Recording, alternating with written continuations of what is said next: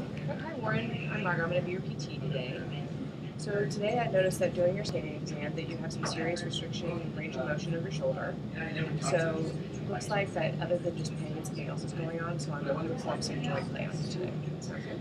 Okay. Joint play refers to passive gliding and distraction of all diarthrodial joints. Each joint has a different amount of joint play. Loose pack position is the optimal position to do this in because the joint and ligaments are most relaxed and have the greatest amount of joint play. Closed pack, on the other hand, the joint and ligaments are maximally taut, so it has minimal or no joint play.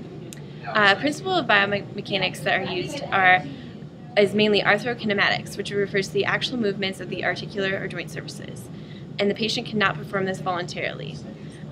Osteokinematics refers to the movement of the entire bone, and the patient cannot do this voluntarily, but is assessed using goniometry.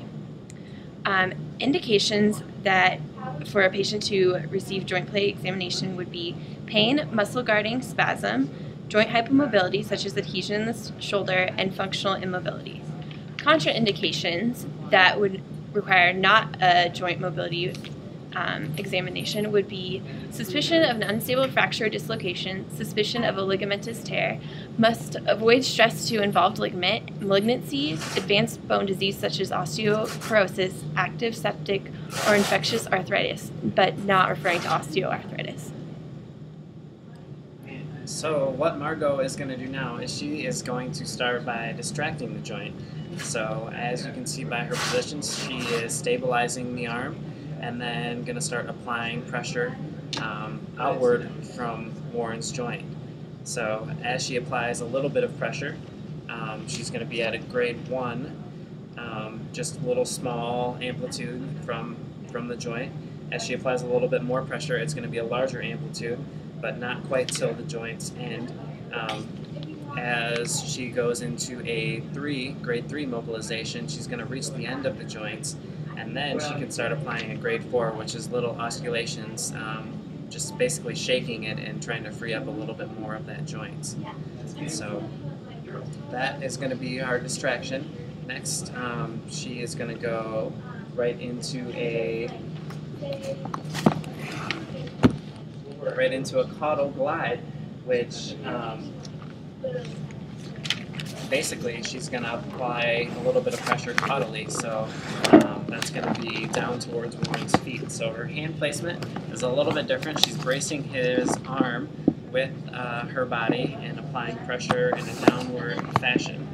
So there are a bunch of different reasons that we are going to do this. Joint play, joint motion, that kind of stuff.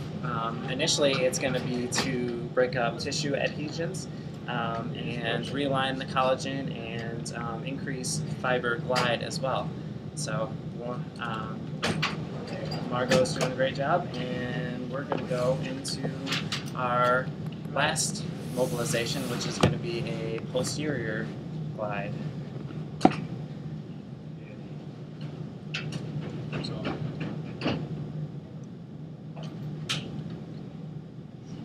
So same kind of position, she's bracing Warren's arm and going to start applying a little bit of force in a downward motion, just like that, just on the other side of his acromion, pushing down, and repeat the same process in the various forms of grades.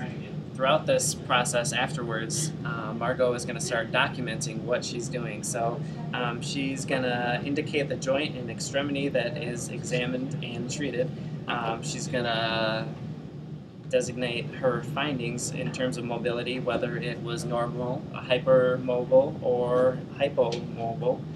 She's going to also have to document his pain response, various symptoms that he might have, the grade of force that she's applying to the joints, as well as his position and his response to the manipulation.